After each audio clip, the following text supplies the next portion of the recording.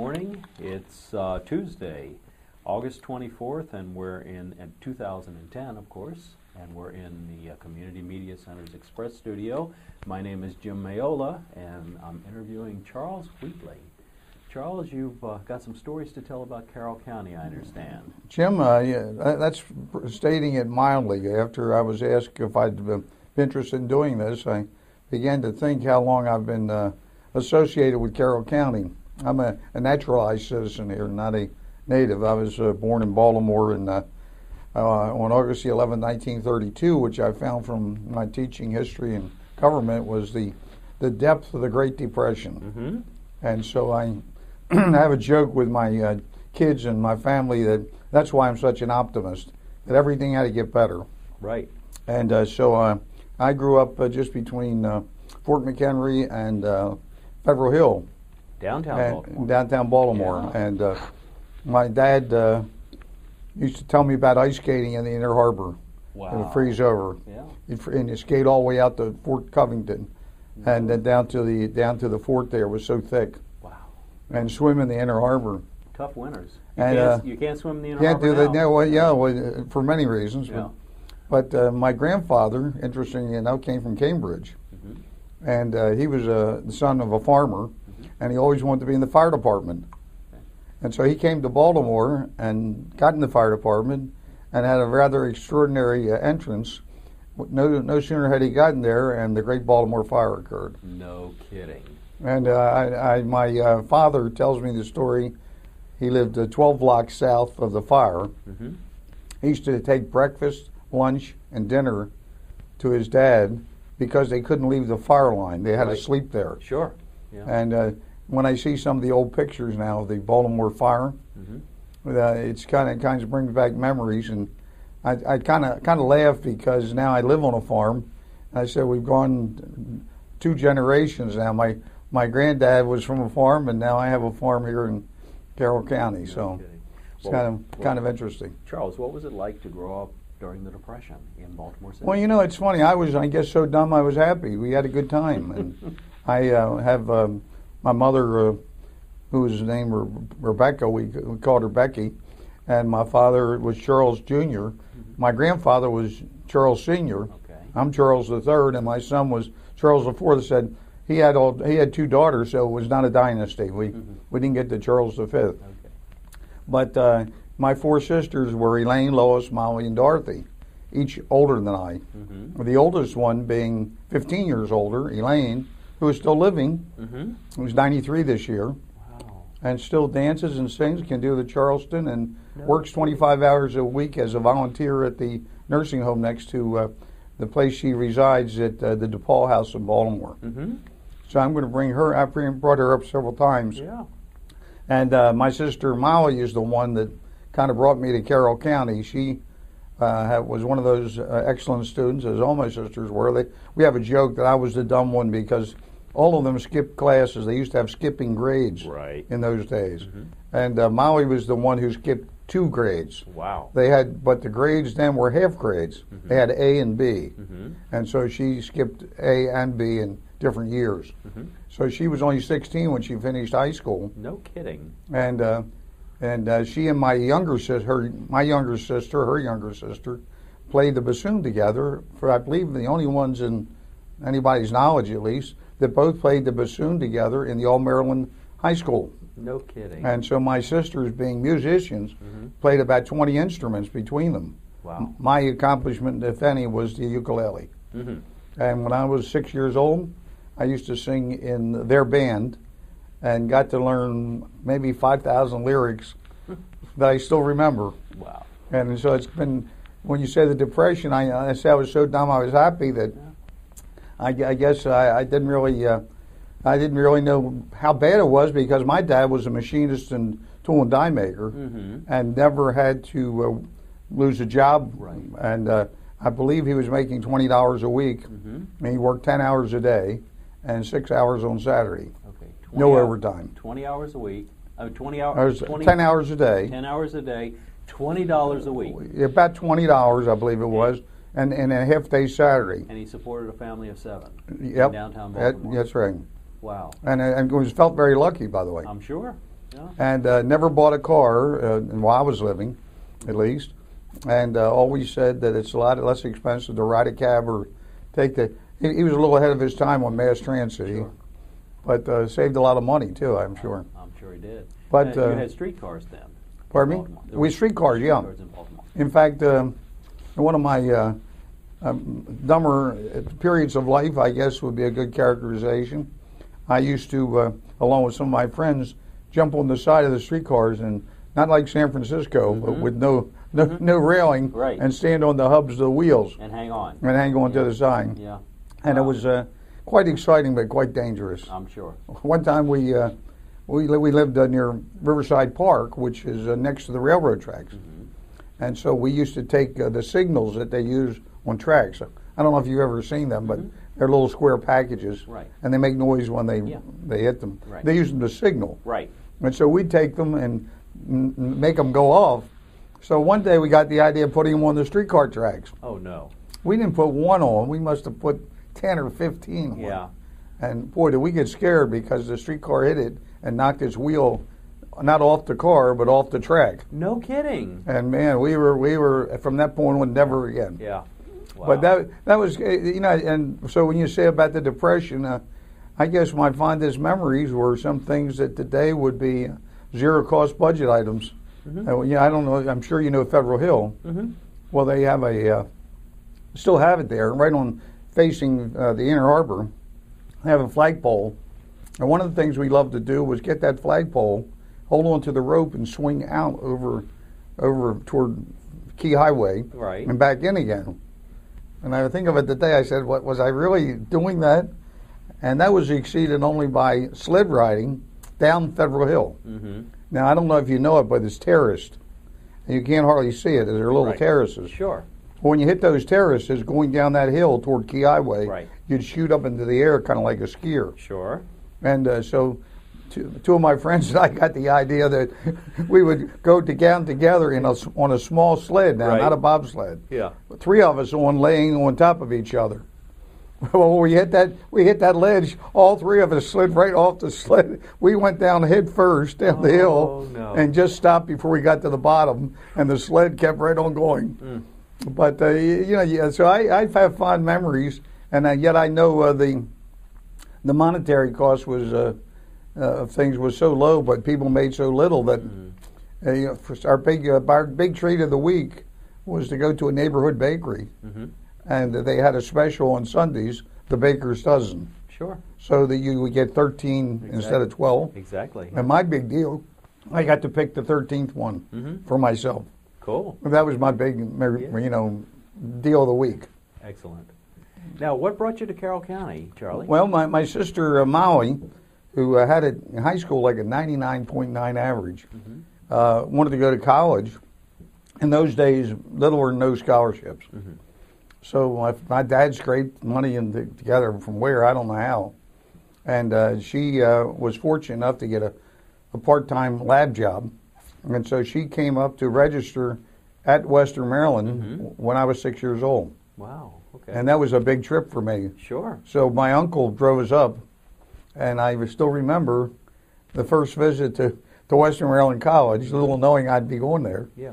Now, what year was this? This is 1938. 1938. And Carroll County was, as you can imagine, at least to a child, and to everybody, I guess, you know, a whole different world. Absolutely. You know, it was like being in the country. I never seen anything like country like that except when I went to the Eastern Shore to see my relatives. Sure. But it was in the school. When I look back, of all the things I remember, one was the arch. I never seen anything like that before. And interestingly enough, I don't know if you know the campus, but they have a mock wishing well. Right. Well, my sister was unloading in her room with my mother and father, and I'm down there looking in the wishing well. My mother gets totally excited and yells down, "Charles, don't fall in the well, you'll drown." I mean, there's nothing in there but the ground. Right. and I looked down and I couldn't quite figure what she meant because I'd never been with a wishing well before. But after all those years, I remember those two things. And it was funny because when I came back, one of the first things I did was go over to look at the arch and the wishing well. Right.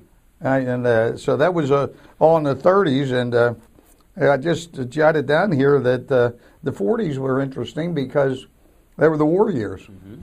And my grandchildren think it's fascinating when I tell them that I was in air raid drills. I almost forgotten about that. Yeah.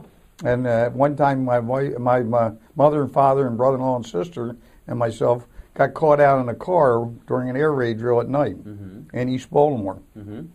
And you're supposed to leave the car and go to an air raid shelter. Sure. Well, we were in a place that we didn't know, so we were kind of leery about getting out of the car, so we all got down on the floor Sure. while the air raid sirens were going. Uh-huh. And outside we heard people with no lights, Yeah. air raid wardens, Right. walking up and down the streets, Sure. which was, to me, kind of somewhere between fun and scary. Mm-hmm. And so that was the war years, but I also remember fondly the fact I'd stand in line for hours to get a pound of butter when we got a tip-off they were going to have butter at one of those stores. And what I really wish I had, maybe you've seen them, but they had rationing coupons. Coupons, yeah. But what I really liked were the little tokens they gave you if you needed change. Mm-hmm. They had red ones and blue ones. Okay. And I can't find, and I look at for them, I never see them. I don't know if you've ever. I've never seen them, never heard of them. Yeah, then they're about as big as a little smaller than a dime. Mm-hmm. But I'd love just to have one of each. If you ever hear of one and know of anyone that wants to part with it, Yeah. I'd certainly love to have one just to show my grandkids, because I love to go to the store shopping for my mother. She'd send me out with these little things. Mm-hmm. But during the war years, interestingly enough, gasoline was rationed, so we didn't have a car anyway. Mm-hmm. So we couldn't get rides, but we did come up to the college, Western Maryland College at that time, as part of our church conference. Mm-hmm. The Methodist Church had their annual conferences there then. Right. And the youth group had a week's meeting. So during the 40s, when I was part of that group, I got to come up on once a year to see the college again. Sure, that was great. And but it was kind of a difficult time because a lot of our friends were in the military, including my brother-in-law, who was 18 years old when he went in and went to fight with Patton. Wow. Went all the way through World War II. Galvin Plitt, my youngest sister's husband, and he went all the way from just a few weeks after D-Day all the way to Czechoslovakia to the end of the war, and never got a scratch No kidding. in the infantry Wow. with Patton, you know. Remarkable. And he came back, and interesting enough, got a scratch in his boot, and I got blood poisoning. No kidding. After all that. Oh. And after that, he got called back in for the Korean War. Mm-hmm. I was graduating from high school just at the time the Korean War started. Mm-hmm. In fact, I was over at Camp the Green Top. Do you know where that is? Mm-hmm. I sure I was a camp counselor there No kidding. when the war broke out. Right. And he got called back in, Yeah. which I thought was amazing. A lot of the veterans did get called back. Yeah. In. A lot of the World War II veterans were called. Were called back for in, Korea. and he was Yeah. getting ready to be going shipped out. Sure, yeah. They finally looked at his record because he went in places during the war where he went from private to sergeant in 3 months. Wow. Because he'd go into a place and 240 would go in, 24 would come out. Mm-hmm. And so they said, we don't think we're going to send you back to Korea. Yeah. So they sent him in training battalion. Mm-hmm. Ironically enough, at Fort Meade, Yeah. he went out on a bivouac, and while he was out there, lightning struck. And the two people in the tent next to him were killed by lightning. No kidding. So he's got an unbelievable. And after that, they sent him as a guard at the Tomb of the Unknown Soldier. Mm-hmm. And so I said, very interesting for an 18-year-old guy. What an experience. Yeah. Yeah, and now he never worries about anything. I guess nothing not. bothers him. Sure. But after the war years, I really got to know Carroll County because in 1950, after I graduated from high school, I had the good fortune and, I guess, stupidity, according to some of my counselors, to apply for a scholarship at Harvard. Mm-hmm. And everybody kind of laughed at me because at Harvard, you don't usually get in from my high school. Sure. I don't know if any, probably nobody ever applied, much less. Mm. And so everybody's laughing at me. Well, lo and behold, everything went my way, and I got the scholarship. The tragedy was, from the standpoint of after all that work, that shortly thereafter, my dad passed away. Oh. And he was not only a machinist and tool and die maker, but an inventor, and invented the first, to my knowledge, first mechanical micrometers, working evenings in our basement. Had them all done ready for patenting. Wow. Was getting ready. I have the letter that he was using the patent attorney, and passed away from a heart attack. While we were at the funeral, someone broke into our home and stole everything. Unbelievable. So I was 18, didn't understand what was Yeah. really going on. So I made a rather abrupt decision. I also had won a scholarship to Western Maryland. So because my mom was alone, I made the decision to go to Western Maryland instead of Harvard. To be closer to home. And be there so I could go back and forth. A little long commute from Massachusetts. I would say, yeah. And so my sisters were all married then. And I never regretted it because I told my wife if I hadn't made that decision, I would have never met her, because I met her 2 years later after I started at Western Maryland. Okay. And that's how it all got started with our family as a married family. Fantastic. And so in 1950, Lowell Enzer was the president at that time. And they were having what they called the mid-century campaign. And I tell you, I always thought the campus was just gorgeous. I still do. And so during those years, I had so many things going on that took a very active interest in the college and the activities. Was fortunate enough to be a pretty good student, and did a lot of extracurricular activities. I was one of my fondest memories is I was editor of the Gold Bug. I don't know if you're familiar with that name or publication, but that was the college publication in those days. And we printed it right on Main Street at the old Carroll County Times building. No kidding. And guess what? I'd go down there like most editors, last minute getting everything together. Sure. Last minute headline stories, and watch the linotype people. My grandkids can't picture linotypes when I tell them that they set each letter with lead, and they say, "What?" Backwards. You're like, you got to be kidding. But I used to have so much fun working around the paper there, because I'd also been editor of my high school newspaper. Okay. Little did I know, years later I would become editor of my newspaper when I was head of the Maryland State Teachers Association. So the training never is wasted unless you throw it away. That's right. So I enjoyed it, and one of my favorite things was going to Boggers. I used to kid the original Boggers about that. I'd sneak out at night and go out and get hamburgers. So one night I wrote an article that they loved called "Hamburgers or Homer? That's the dilemma." And about studying or going out to get a hamburger, and a hamburger won. Sure. And so one of my friends, who was my feature editor, named George Geip, he later went on to work in Hollywood. I don't know if you ever heard the movie Gremlins. He wrote that and directed it. He started out as a TV cameraman at WMAR for experience. He was an artist, could do everything. Won a Rhodes Scholarship.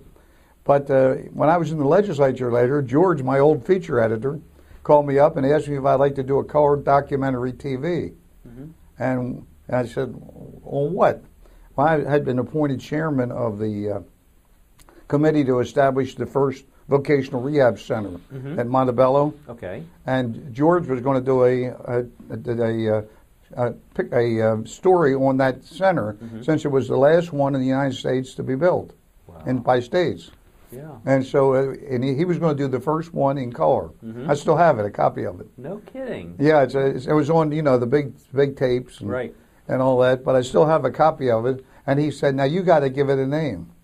I said, "What are you talking about?" He said, "You're the writer."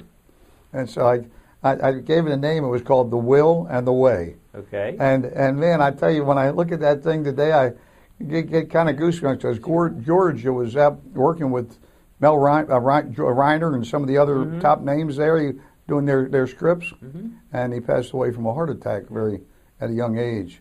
And it's still, when I see it, it still gives me that funny feeling that back to the college days. Yeah.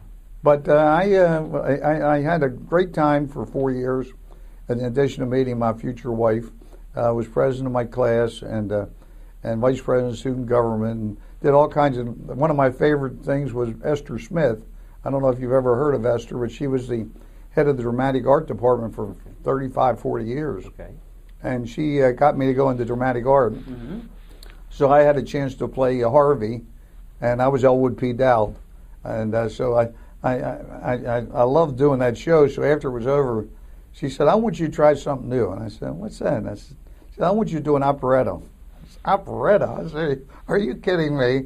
She said, no, but before we do it, I want you to take voice lessons. Mm-hmm.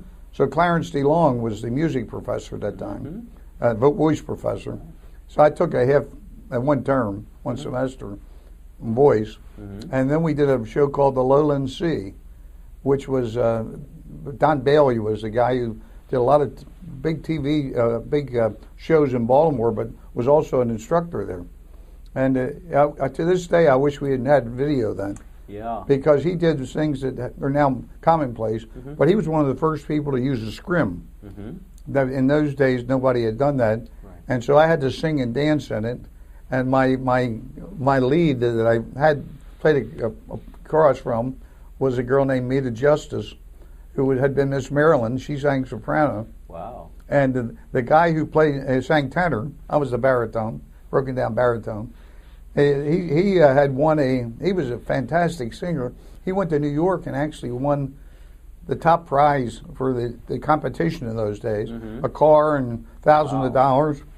And just to have had a video of that show, not for me, but to see them in action would have been something that I have always kind of regretted. But like I said, I guess the story of my days there was just so much hard work but enjoyment that I always have fond memories.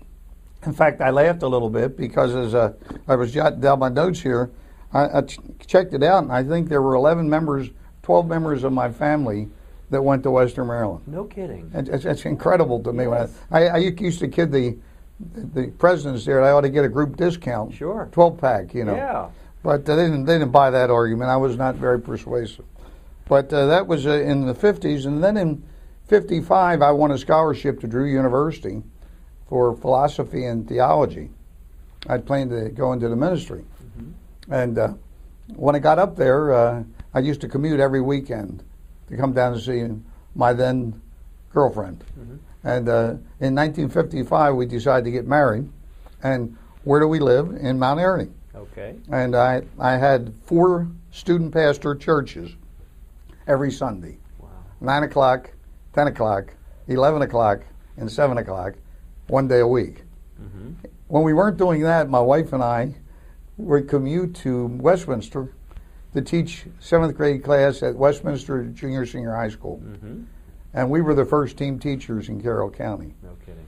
Yeah, we had the right concept, wrong pay scale. Yeah. We got one paycheck because she was still in the middle of the year finishing up, and I was working on my master's. Right. So it worked out for us and worked out for the kids. Sometimes they had 2 teachers and sometimes they had 1. But it was and Quentin Earhart was the principal, and then Steve Lerda. And it was kind of funny because I went back later, and the school doesn't look the same. I mean, we couldn't find it at first, and we looked so different. But that was kind of the 50s, and I think I did come back, by the way, in 56 and finish up ROTC. When I finished up my student pastorate, I decided to go to law school. I did a paper at Drew University on the challenge of jurisprudence to the Christian interpreter, and fell in love with the law thing. Went to Columbia there and did some work. And so I came back and applied to law school at the University of Maryland. And I used to go to law school, commute up here, take ROTC. And I had a job in Washington as a doorkeeper in the House of Representatives. No kidding. So in one day, I would go from Baltimore to Westminster to Washington, and then go back to Baltimore and do night classes. And I said, how I ever did that, I never figured out to this day. But for the first year, I was like, the only time I could study was weekends. Sure. So I'd come home Friday night and start studying for the next week. And my wife used to say, man, how do you do this? I said, you do what you have to do, right? Well, I guess. But the ironic part was, and this is one that I share with my grandkids, that of all the time I spent in school, which was considerable, that was the best grades I ever got. I got straight A's. No kidding. I couldn't believe it. I was number 1 in my class. Wow. I said, what's the moral of this story? The harder you work, the better you do, I guess, is the moral. I guess, yeah. But, that was kind of a time I would enjoyed it somewhat, but wouldn't want to repeat because it was tough work. I imagine. But anyway, I think that gives you a pretty good summary. After during the middle of law school, I went to the Army and was sent to the last gun class, anti-aircraft guns in the United States Army. And when we finished the class, after a lot of weeks, they announced at our graduation that they weren't going to use them anymore. No kidding. And that the next morning we were to report for the first missile class. No kidding. And we all looked at each other like, what? And so I was in the first Nike Ajax missile class at Fort Bliss, Texas. Wow. And took that. And lo and behold, we finished that. And the last day of that class, another announcement. They made an announcement, said, is anyone in here a person who has had legal experience? I'm the only one. They called me over and said, report after the formation. I go out and they said, the regimental commander wants you to be the post legal officer starting tomorrow. No kidding. So what? I'm still in the 1 year of law school. Yeah. So I said, Cheryl, I said, my wife, I said, I don't know. And so I got in there and everything. So the first day I have a meeting with my staff, I have 4 people. First one is a master sergeant with 29 years experience in JAG. Second one is a first sergeant with 14 years experience in JAG. And my 2 clerk typists were Harvard Law School graduates. And I'm in charge. I thought it was hilarious in retrospect. Sure. So I can have a meeting. I'm sure they've had many meetings every time they get somebody new. So I looked at them and I said, I got a question for you all. How's this section doing? And they said, very, very well. I said, good, let's keep it that way. I said, I just want to make an announcement that I don't plan to change anything that's working, and I'm going to change everything that doesn't. So as long as you keep it working, I'm not going to change it. They all burst out laughing. They said, you're the first, here I'm a second lieutenant. Yeah. You're the first one that ever came in here and told us this. So my job was twofold, basically, to take alibis from Juarez, which is in the news today, and why people didn't get back on time. Yeah. And my second one was to decide who gets Christmas clemency and conduct special court martial. But that was a good training because later, after I went back, I came back and went in the reserves. In fact, I was on a missile site just around the time of the Cuban Missile Crisis. And that was a night that today seems unreal. Yeah. But at that time, I couldn't tell my wife what I was doing. I took her and my 2 kids, who were living, my 2 sons, out to my sisters in Howard County and had to report for duty. When I left that night, knowing what I knew, they had told us to expect 10,000 planes that night in the United States. Yeah. And we were in a trailer made out of magnesium. Yeah. Oh, no. And I don't know if you ever seen magnesium burn. Oh, yeah. But they were so fast that we had 1 door, but all around the walls we had square exits that you'd have a bar over top, and the only way you could ever possibly get out is grab the bar, rappel against the wall, and go out feet first before it would just go to the ground. And that's what I was in. And guess what? We all cheered when the Russian fleet turned around, the Russian ships, I should say. Sure. But that was the 60s, and coming up, and that was also the time I finished law school and was a law clerk for the Maryland Court of Appeals for a year, which was a great experience for one of the judges there. And then started my law practice on my own, bought a chair and a light and a desk, and rented an office in my old neighborhood. And I turned down some of the large law firms because I had graduated with what they call Order of the Coif, which is like law school honors. And all the firms asked me if I wanted a job. My family thought I was crazy because I turned that down and started my own office. But 2 years later, I got elected to the legislature. And so it was kind of interesting because to this day, my wife and I debate the fact, if I'd done that, what would I have done differently? Right. But that lasted until 1966. And all the time, I was coming back and forth here. I just looked at some of the things here because I was also teaching at Western Maryland. I forgot which year that was, but it was 2 years. I taught political science. Our chair of our department, Frank Hurt, was the one who started the major with me. He and I started the major. And so when he retired, he asked me to come back and teach for him. They wanted me to take over the department. But I found I couldn't do that because of the commuting with the legislature. Right. So, but I did teach for 2 years and commuted back and forth from Baltimore, and same old thing, Baltimore to Western Maryland, this time to Annapolis. Wow. And so that was the 60s. And then starting in the 70s, I was just looking at this. In 1971, I was elected to the city council in Baltimore. And so I was still, at that point, trying to figure where my kids wanted to go to school, and we let them do the survey. Sure. Believe it or not, my son Charles, who was the first one to graduate, I took him to 4 or 5 schools, including MIT and some others, because he went to Poly as an engineering student, a very good student. And he decided after going to all the schools that he wanted to go to Western Maryland. No kidding. I said, if anybody heard this, they'd swear we twisted his arm. But I said, Charles, why would you want to do that? And he said, I said, you're an engineering student. They don't specialize. He said, yeah, but in order to do anything in engineering, you got to get an advanced degree. And then you have to go to a large university. He said, I'd rather go to a smaller school where I get to do more activities at a college level. Right. Sure. And that's what he did. And so he, in fact, he installed their first computer for them. No kidding. He got to be a computer buff at Poly and works now at Northrop Grumman as in management as engineer and does a lot of engineering stuff on things that my wife asked him what he does, and he said, "I love to tell you, Mom, but if I did, I'd have to kill you." Huh. So we don't ask, but he really enjoys that. He lives in Baltimore with his wife, and his wife, by the way, named Kimberly Reeves, and her maiden name, was also a graduate of Western Maryland. This is incredible. So, and my son Craig, who came a year later, he didn't even want to take the tour.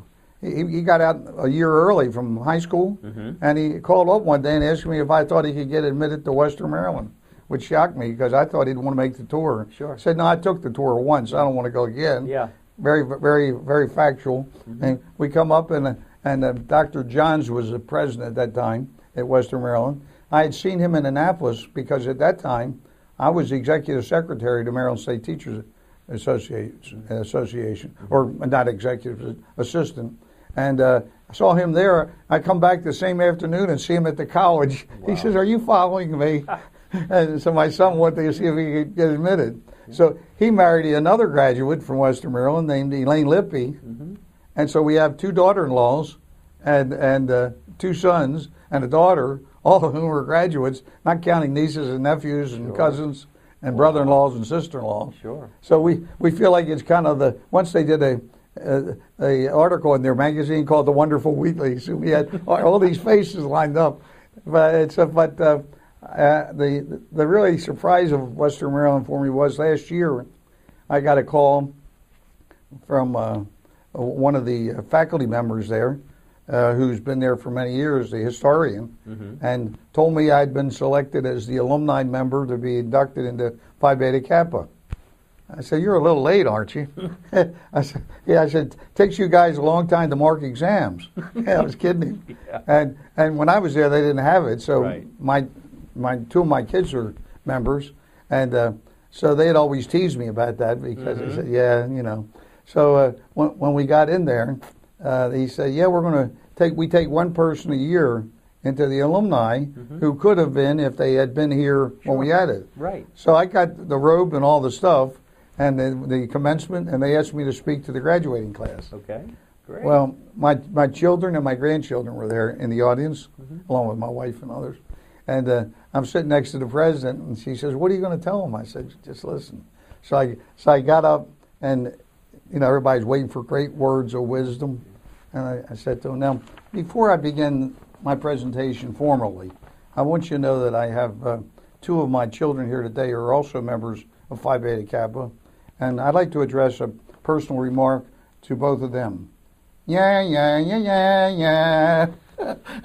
The whole audience went into hysterics. They were expecting some words of wisdom and great profundity, and you could just, it was like peddling for about 2 minutes. I'm sure. Yeah, so I couldn't resist it. Yeah. So we try to make life interesting a little bit as well as serious, and so that was the most recent Western Maryland contact. But I would have to say that Carroll County and Western Maryland are kind of like two pivotal parts of my life. It's kind of interesting because as I started reviewing all the things I did, I couldn't believe it that through all my elected office and all, like we had the bills in the legislature for college support and that kind of thing, and I was in there when we started the educational television. That was one of the bills that I had sponsored. And then later got elected to the presidential convention, and we had a lot of educational matters there. So I'm still teaching, so education and law are kind of lifetime pursuits with me, I guess.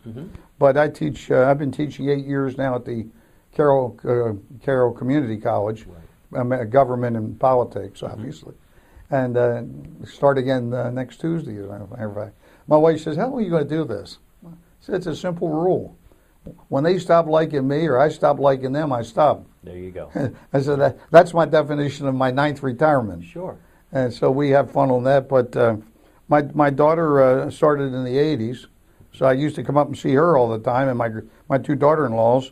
My kids all graduated. I couldn't think of all the things that happened in this period. And I started a number of companies in Maryland and around the country.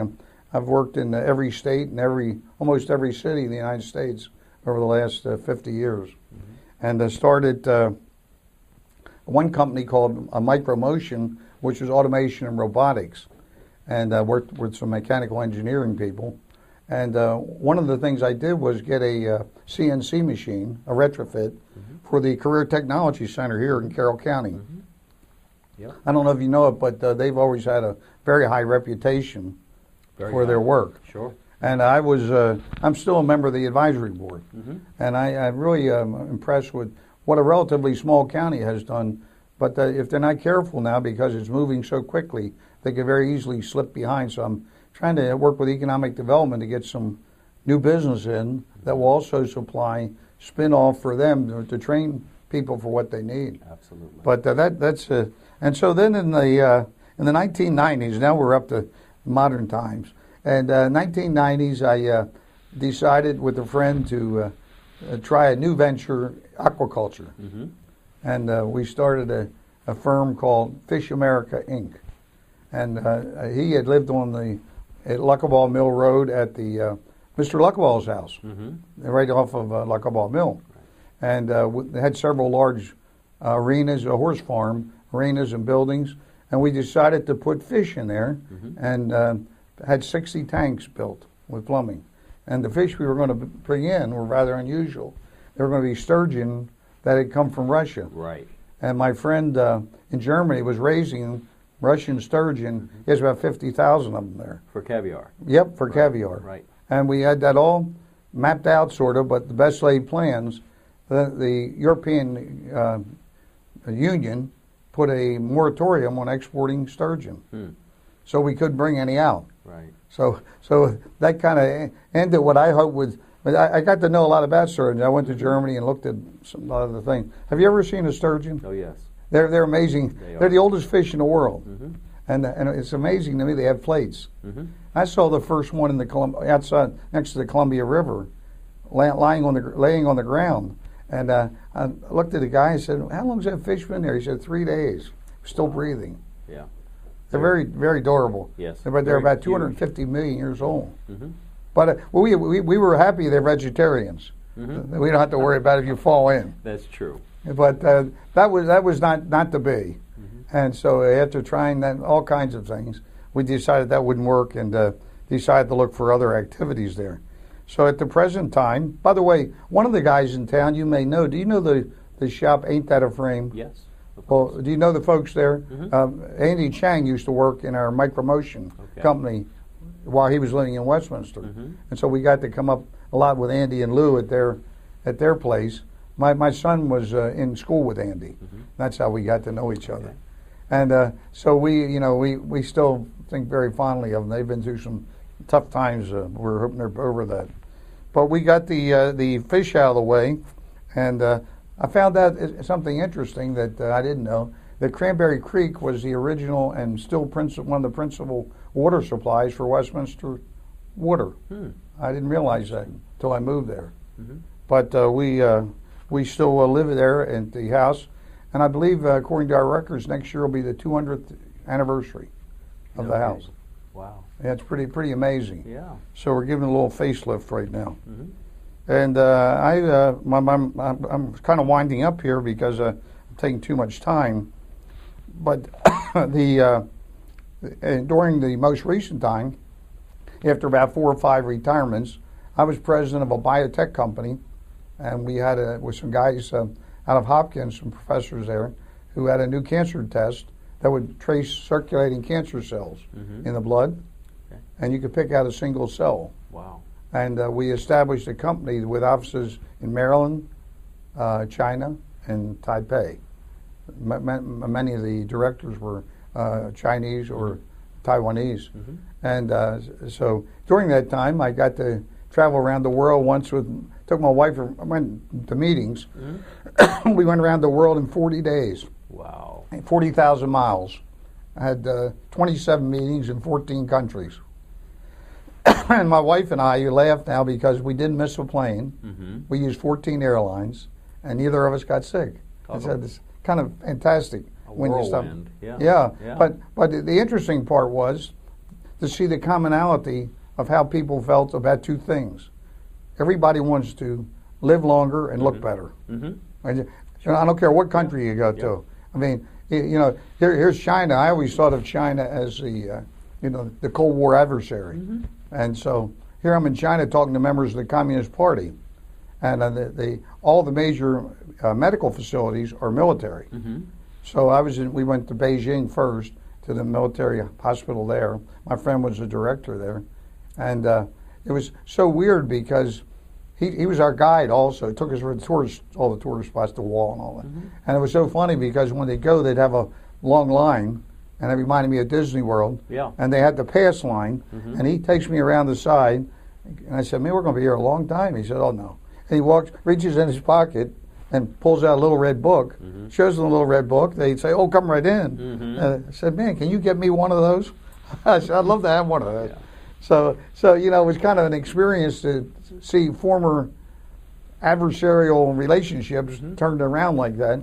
And everybody was so friendly and nice that we were on Tiananmen Square at the eve of the uprising, and I expected military or somebody there to keep things under control, not a person. Wow. I said, don't you have any worries about this? He said, no.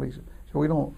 Everybody's busy making money now. Mm-hmm. In fact, I was kidding him. I said, when I heard that they were going to have a capitalist structure, I said, is that for real?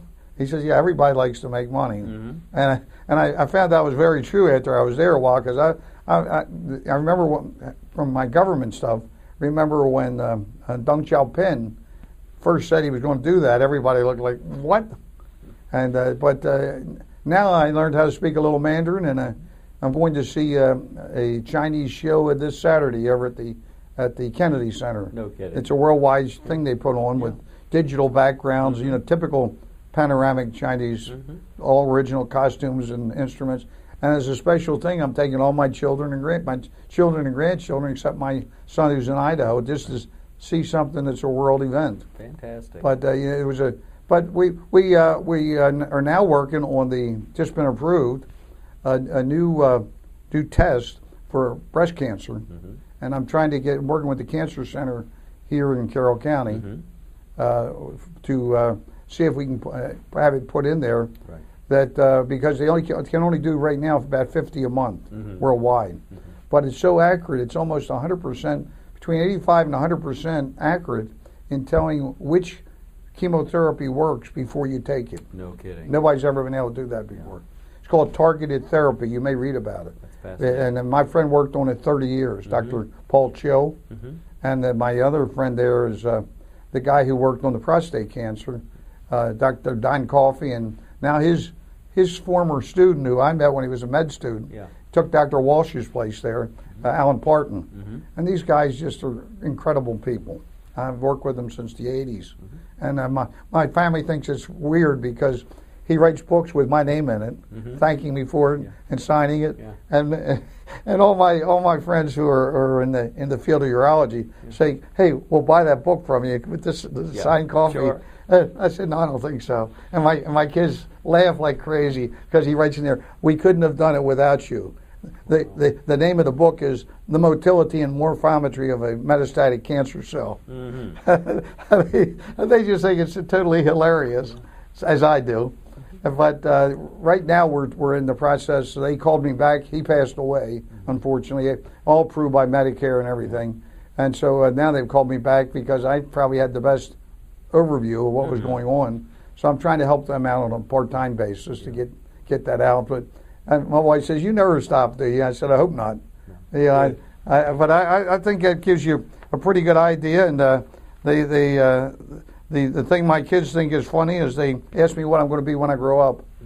And in my library now, having worked in about 150 different areas, I tried to think of them. I'm now just retired as chairman of the Board of Zoning Appeals here in Carroll County and chairman of the Commission on Aging. And so when I looked at my books there, I had been named Who's Who in the World in the United States in law, in engineering and science, in finance and technology. And my kids say, "What are you going to do next?" And I say, "I haven't figured that out yet, but I know now. I'm working on alternative energy." There you go. And my wife and I work on something really fascinating. I may do something with seniors on this now. We've been doing it with kids for 15 years.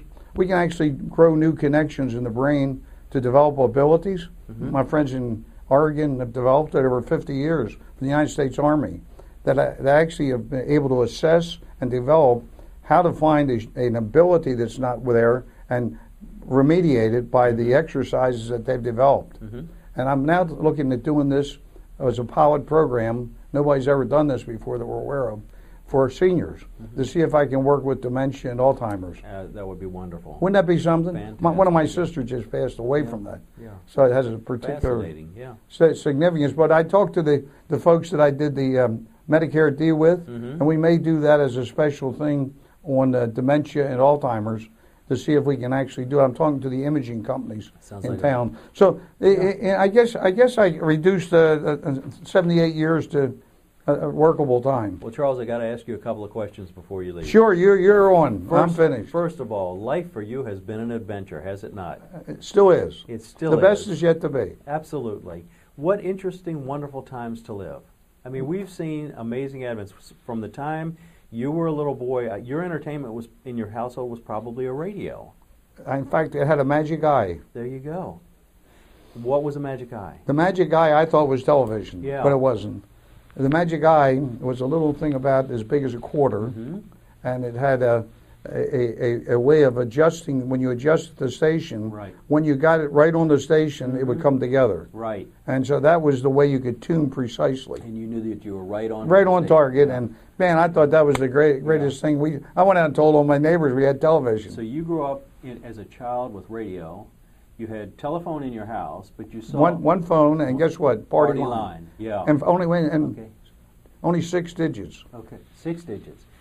What phenomenal technological changes we've seen in our culture in the last 78 years. It's been truly remarkable. What can you guess will be the next 50 years of changes? You know, it's funny you ask that because I try to look. I was going to form an organization. In fact, I have started it called Gen X, and it stands for Generations Unknown, X Unknown. And the rule of participating is you have to do a project that you can't finish in your lifetime. That was my thing because I omitted in my rambling resume that one of the things I also did was start the first commercial space launch company for satellites down in Cape Canaveral. Wow.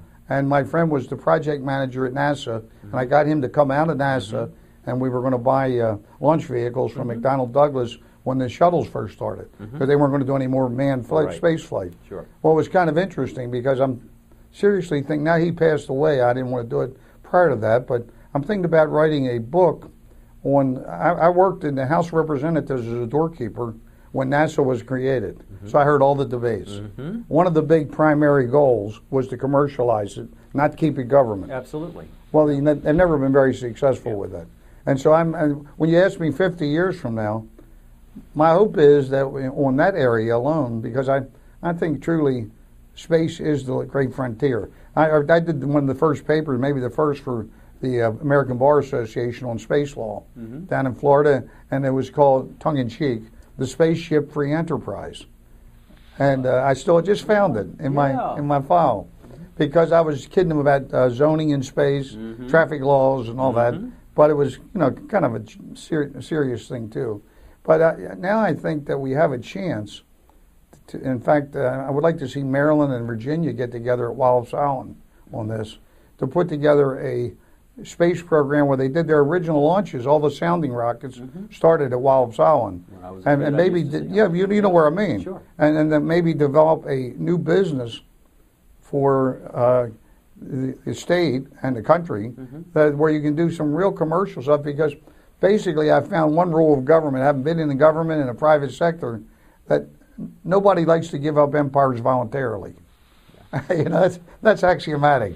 So therefore, I think eventually, I'm hoping we're going to get a cooperative deal where we can really show a way to make space a commercial enterprise for the private sector. But in doing so, one of my recurring fantasies is I may live long enough to be able to take a space ride. Wouldn't that be great? Yeah, and when I say this, I look at it and say, Wheatley, you're crazy. But, so what? It's going to happen. Yeah, I'm looking forward. Everybody says, would you take a ride in space if you got there? I said, would I? In a heartbeat. Hey, don't ask twice. Yeah. In fact, I said if I could, I'd take anybody with me who could go and wanted to go. Let me ask you another question. Sure. You've been around a good long while, and you first came to Carroll County when you were 6 years old. It was a different county then. What are the most profound changes you've seen in Carroll County in your lifetime? Oh, that's a good one. Well, it's because it's multidimensional.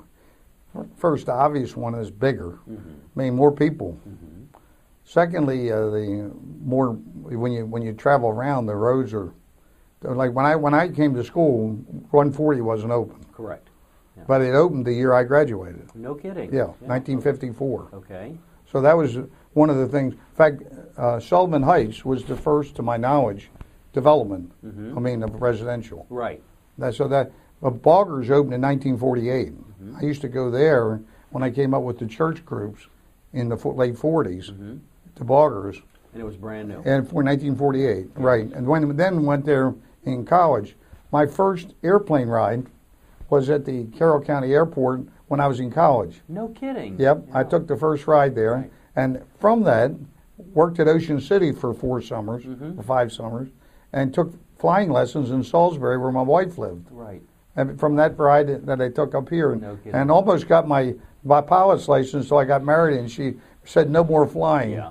So I still sneak in. My son and daughter-in-law fly in Idaho. Okay. So when I go out there, I want to sneak in. Yeah. But that was another major change. And now, ironically, there's a big controversy now about what do we do with the airport and how big and all that. We've got jets going in and out of it. Oh now. yeah, oh yeah. And we did some work with Murata out there on the robotics and automation. I don't know what's happening there. I haven't had a chance to check them, but I've talked to economic development a good bit, because one of my things that I saw that didn't change a lot was when I was in college. I was here when WTTR opened. And one of my friends did some announcing for them from college. Okay. I still remember that. It was kind of a new thing then, little old place with an antenna.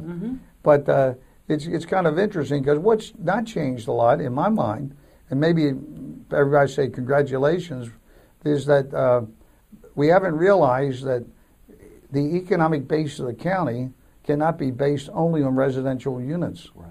And it's very hard politically to convince anybody, because I like my farm. I like to have wide open spaces, Sure. But I'm not sure I fully agree with smart growth in that. I'm not sure there's any great advantage in putting everything close together. If I'm going to say I have 100 acres and I'd rather have 4 houses on 4 acres and let the other part there. Maybe it's just as good or better to have 4 25 acres because you're not really, in my mind, getting cities are one thing, but just dividing into clusters for the sake of clustering. But I do like I think Carroll's done an outstanding job on land preservation. I think it's been very foresighted. One of my biggest concerns here and nationwide is that the battles of the 21st century, I think no question about it, will be over water more than oil. Absolutely. And if we don't do something on getting more reservoirs, in fact, I have a crazy theory of government that it's very difficult for government to be able to say to you, you can't build a house on your land because you don't have enough sewage or enough water.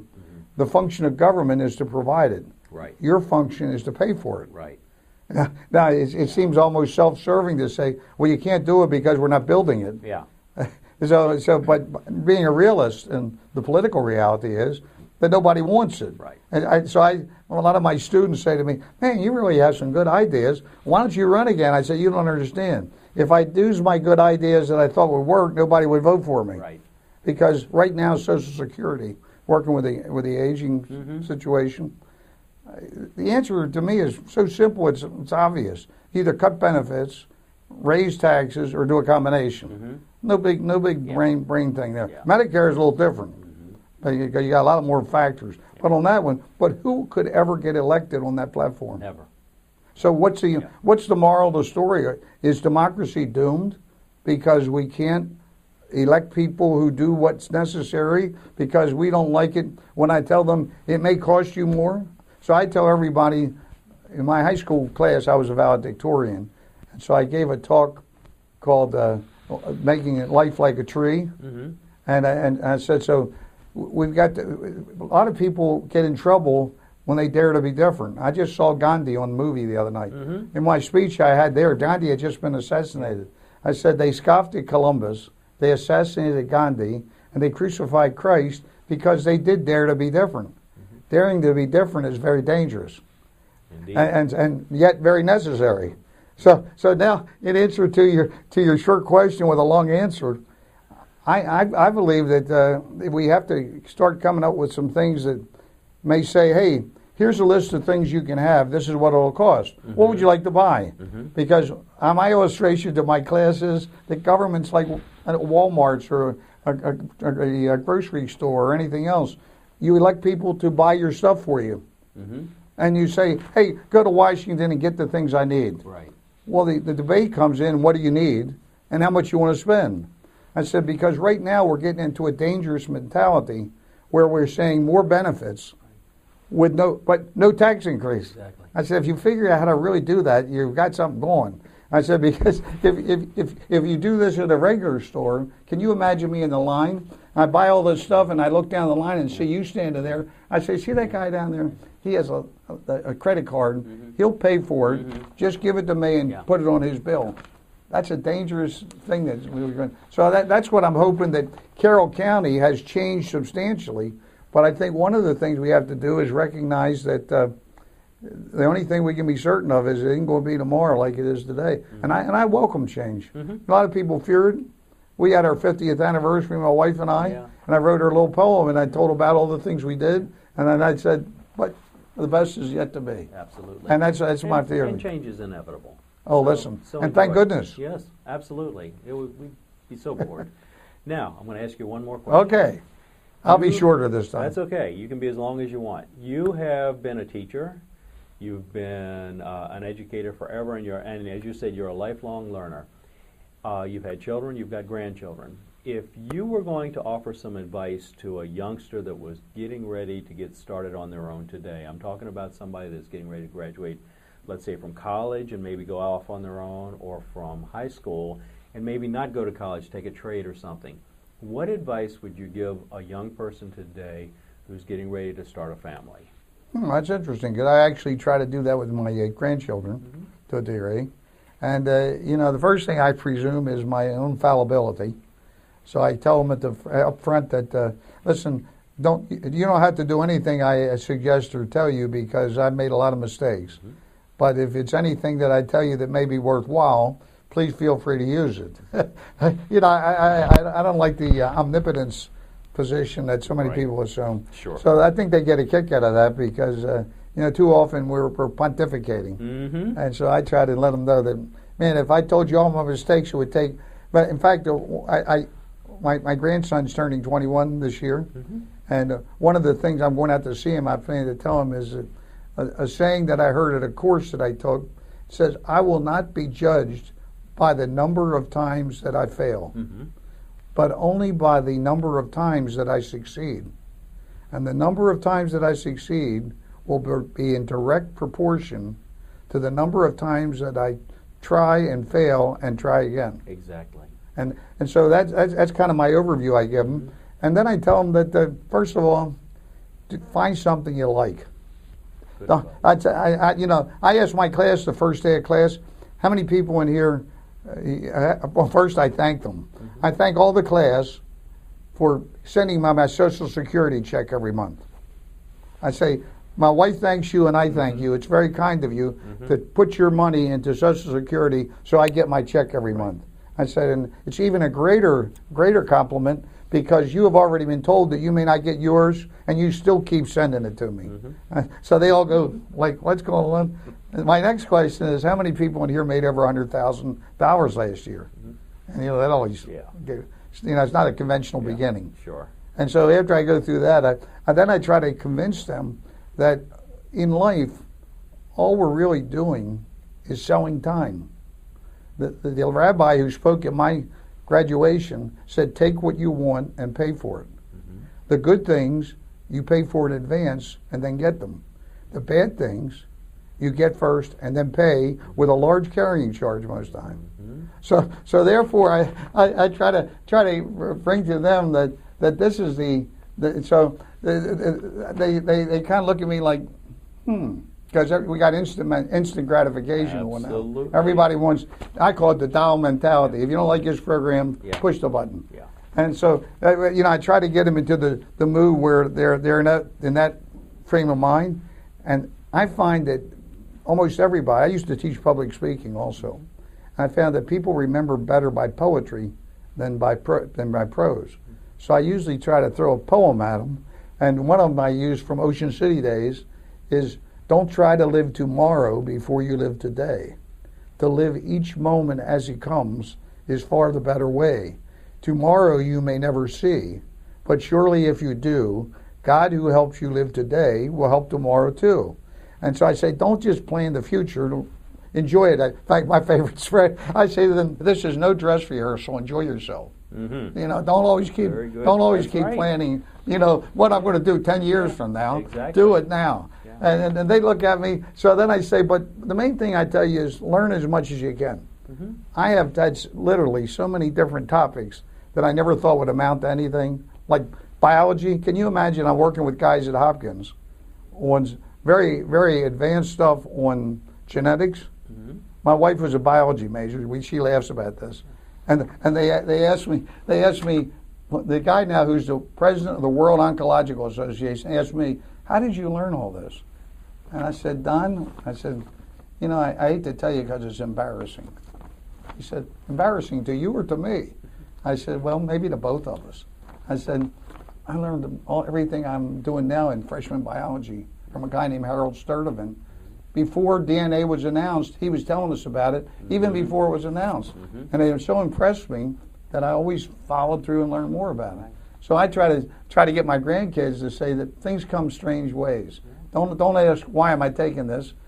And my real expression to them is, nothing is ever lost unless you throw it away. Exactly. So I want them to know that some of this stuff sounds like BS from the sky, but maybe somewhere you might be able to use this even if you can't figure it out now. Absolutely. And by the way, I also recommend that if they want to learn some languages, my biggest mistake in education was not learning more languages in school. The only course I had in foreign language, can you guess what language? Latin. You got it. Yeah. 3 years. Yep. And guess what? Luckiest, dumbest guy in the world. You know why? Because I picked Latin. I said, after I got it, what am I going to be, the ambassador to the Vatican? And I'm looking at myself. And so then I said, 30 years later, I said, I'm smart. the two fields I've worked with most in my lifetime are law and medicine. Exactly. Both Latin. Full of Latin. So I'd go to, I'm Methodist, so I'd go to Catholic. I played for a Holy Cross team. I was captain of the Holy Cross basketball team. And my co-captain was Jewish. And we used to have a big joke. We go to the services that were all in Latin then. And he and I were about the only two there could understand them. Right. Well, Charlie, I want to thank you so much for coming in Hey, today. listen, I enjoyed being here. It was fascinating talking to you, and well, listening to you mostly. Charles, you've got so many great experiences, and I'm hoping that people will listen to this and enjoy this video. Hey, listen, I hope so, because I sure enjoy it, and I hope they get a little bit of something out of it. And because I hope the young viewers will take your advice, because you've got quite a few gems in there. And the best thing that I'm taking away from this is life is an adventure. Enjoy it, live it now, and I want to find out what you want to be when you grow up, because I don't know what I want to be yet. Hey, listen, I'm glad to hear that. Yeah. Hey, thank you so much for your time. My pleasure.